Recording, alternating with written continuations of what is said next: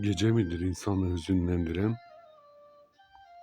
yoksa insan mıdır hüzünlenmek için geceyi bekleyen?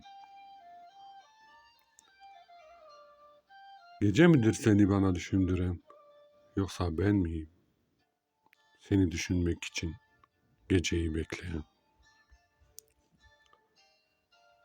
Önce düştüğümde kalkmayı öğrendim. Sonra aleve dokunduğumda acıyı, sevmeyi öğrendim, sevilmeyi. Sonra terk edip beklemeyi, sayende unutulmayı da öğrendim.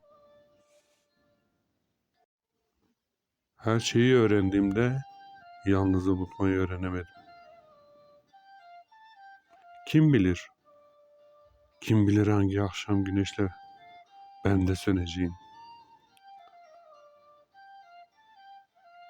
Kim bilir, kim bilir hangi ellerden son suyumu içeceğim.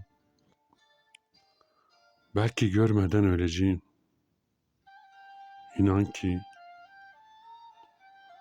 inan ki seni ebediyen seveceğim.